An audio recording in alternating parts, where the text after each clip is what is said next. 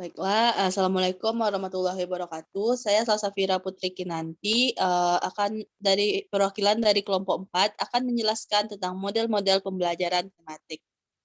Yang pertama yaitu model pembelajaran terpadu connected. Menurut pendapat beberapa ahli, bisa disimpulkan bahwa model connected adalah model pembelajaran terpadu yang menghubungkan satu pokok bahasan dengan pokok bahasan lain sehingga materi terkotak-kotakan. Selanjutnya, yaitu kelebihan dan kelemahan model connected. Yang pertama itu kelemahan model pembelajaran terpadu tipe connected menurut Fogarty dalam Trianto, yaitu yang pertama masih kelihatan terpisah antar bidang studi, yang kedua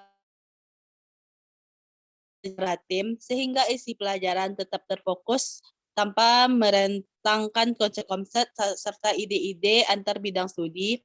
Yang ketiga, dalam memadukan ide-ide pada satu bidang studi, maka usaha untuk mengembangkan keterhubungan antar bidang studi menjadi terabaikan.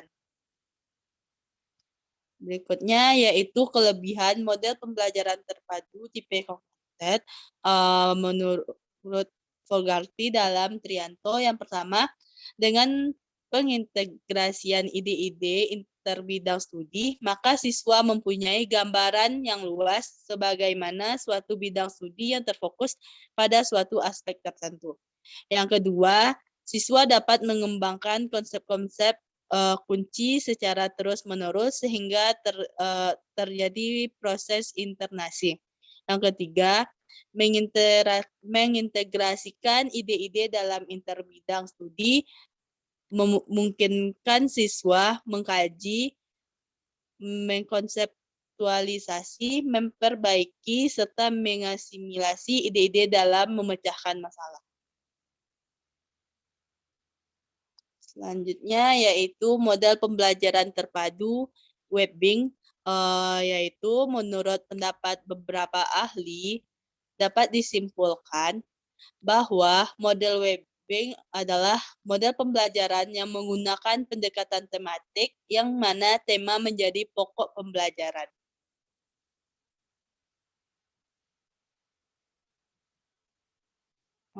Yang berikutnya yaitu kelebihan dan kekurangan model pembelajaran terpadu web, yaitu yang pertama kelebihan. Menurut Hidayah 2021 halaman 15 adalah pertama, menyelesaikan tema dapat ditentukan sesuai dengan minat anak agar termotivasi untuk belajar.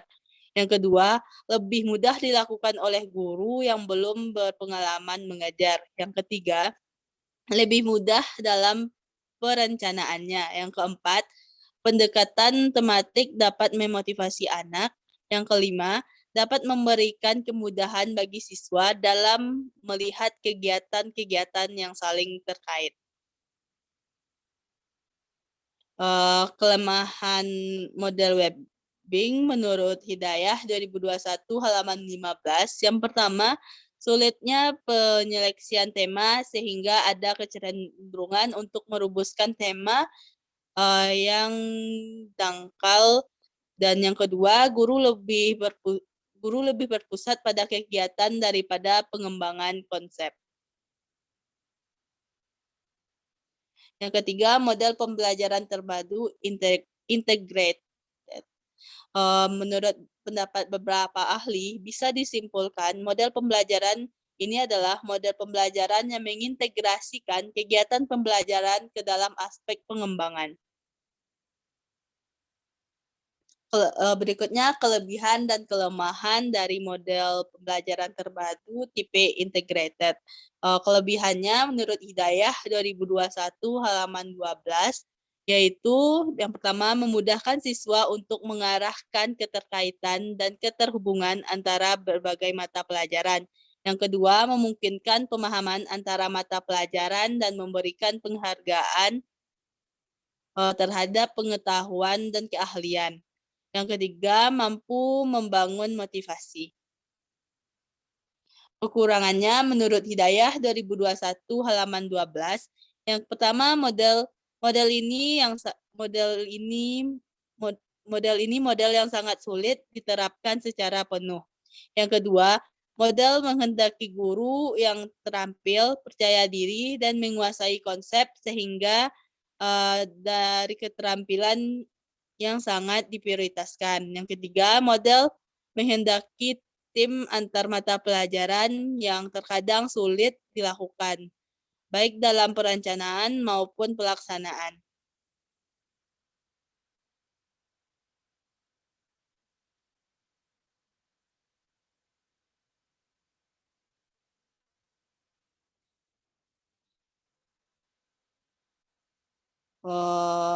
Baiklah, hanya sekian materi yang bisa saya sampaikan.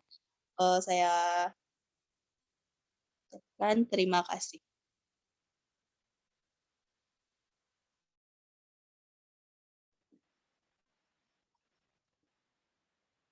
Baiklah, Assalamualaikum warahmatullahi wabarakatuh. Perkenalkan saya Fitrina Yuniska dari kelompok 4. Saya akan menyajikan materi kedua mengenai model-model pembelajaran tematik.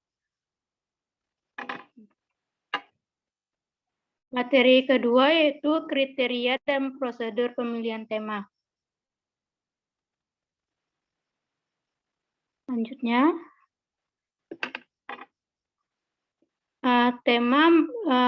tema itu sudah menjadi titik poin dalam pembelajaran tematik karena tema memiliki fungsi untuk memadukan beberapa mata pelajaran.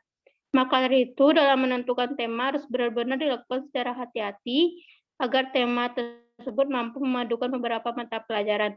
Menurut Suheli, pada tahun 2018 halaman 9, ada beberapa prinsip dan langkah-langkah dalam menentukan tema atau memilih tema. Untuk prinsip-prinsipnya ada 4 prinsip, yaitu yang pertama kedekatan, artinya tema hendaknya dipilih mulai dari tema yang terdekat dengan kehidupan anak didik. Yang kedua yaitu kesederhanaan, yaitu tema hendaknya dipilih dari tema-tema yang sederhana, baru kemudian ke tema yang jauh dari peserta didik. Yang ketiga yaitu kemenarikan, tema dipilih mulai dari yang menarik minat anak didik, yang kemudian bisa dilanjutkan pada tema-tema yang kurang menarik. Dan yang keempat yaitu keinsidentalan, yaitu memiliki pengertian bahwa peristiwa-peristiwa yang terjadi di sekitar tempat pembelajaran berlangsung hendaknya dimasukkan atau dikaitkan dalam pembelajaran. Selanjutnya,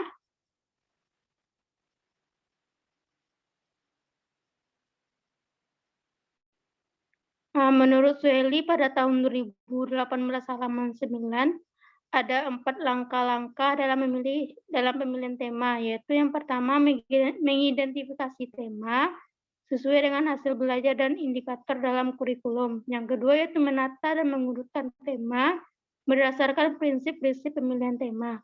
Yang ketiga yaitu menjabarkan tema ke dalam sub-sub tema dengan tujuan tema tidak terlalu luas. Dan yang keempat yaitu memilih subtema yang sesuai. Sedangkan menurut Adam pada tahun 2019 halaman 49, ada 2 teknik dalam pemilihan tema, yaitu yang pertama, teknik pertama yaitu merumuskan tema, dan teknik kedua yaitu objek tema. Untuk teknik merumuskan tema dibagi juga menjadi 2 unsur, yaitu yang pertama, mengidentifikasi tema.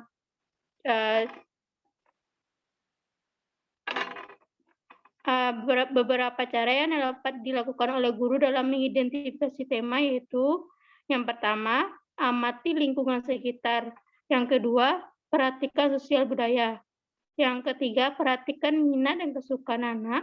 Dan yang keempat yaitu lakukan curah gagasan bersama semua guru. Selanjutnya yaitu unsur kedua yaitu membuat webbing tema atau mapping tema.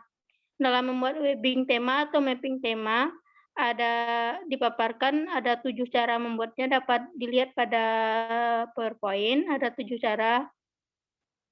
Selanjutnya,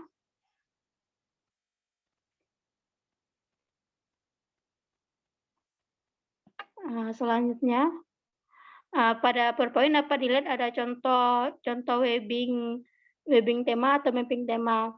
Pada contoh ini jelaskan pada tema diriku. Tema diriku dibagi menjadi 6 subtema, yaitu subtema 1 cita-citaku, subtema 2 identitasku, subtema 3 tubuhku, subtema 4 kesukaanku, subtema 5 sekolahku, dan subtema 6 keluargaku dan orang di sekitarku. Selanjutnya untuk teknik kedua dalam pemilihan tema yaitu objek tema. Jika ditanyakan mengenai objek apa saja yang dapat dijadikan tema, maka jawabannya semua objek dapat dijadikan tema. Artinya, apapun dapat dijadikan tema mulai dari benda, peristiwa, hingga negara. Sekian materi dari saya. Terima kasih. Assalamualaikum warahmatullahi wabarakatuh. Assalamualaikum warahmatullahi wabarakatuh. Baiklah, selanjutnya saya Faradila Fatu Anesya dari kelompok 4 akan menjelaskan materi mengenai model-model pembelajaran tematik.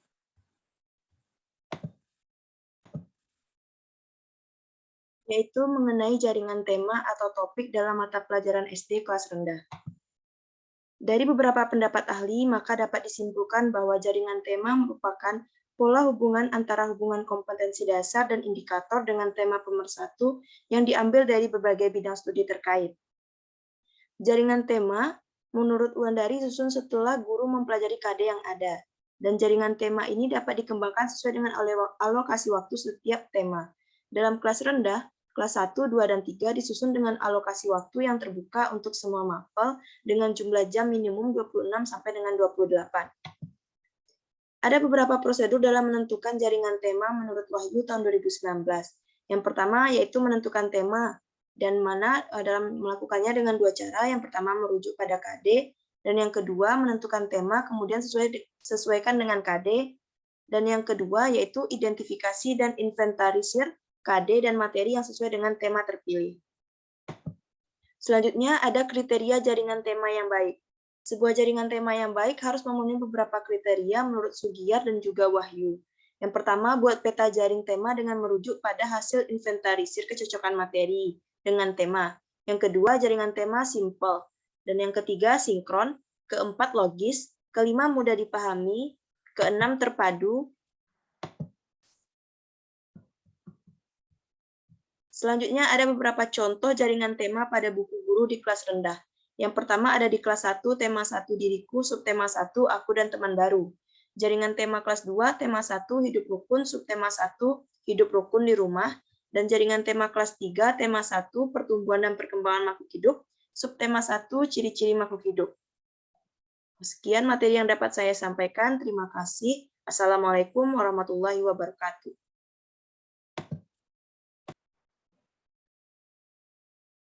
Assalamualaikum warahmatullahi wabarakatuh. Perkenalkan, saya Dahanda Yuni dari kelompok 4 akan menjelaskan model-model pembelajaran tematik.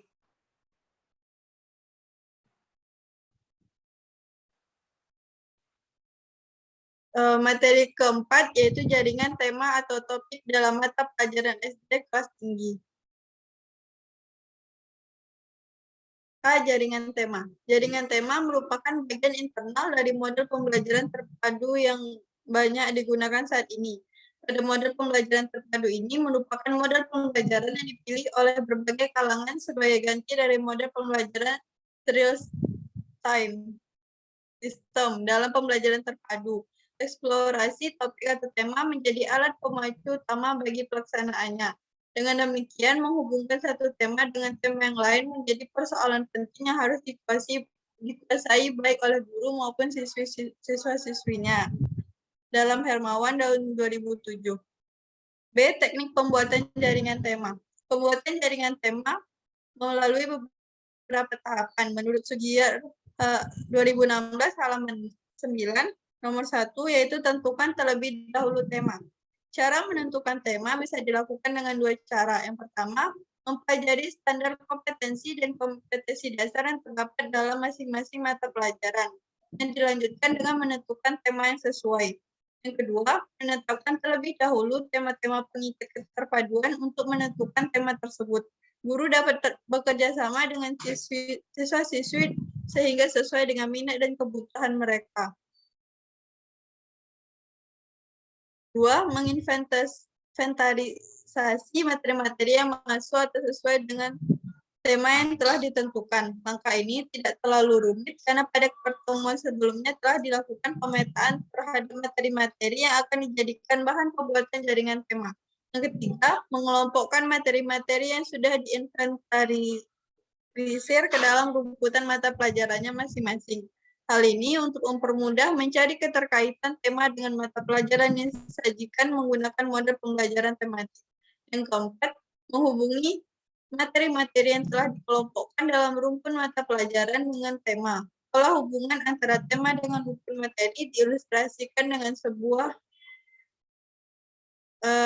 C. Contoh jaringan tema buku guru di kelas tinggi. Itu pada buku jaringan tema kelas 4, tema 1, diriku. Subtema 1, aku dan teman baru. Dalam buku Hendri Viana 2007 halaman 1. Kemudian pada kelas 5, tema 1. Organ gerak hewan dan manusia pada subtema 1, organ gerak hewan. Buku Marianto 2017 halaman 1. Selanjutnya, pada kelas 6, tema 1, selamatkan makhluk hidup, subtema 1 yaitu tumbuhan sahabatku. Dalam buku Anggari 2015 halaman 1. Sekian materi dari saya. Terima kasih. Assalamualaikum.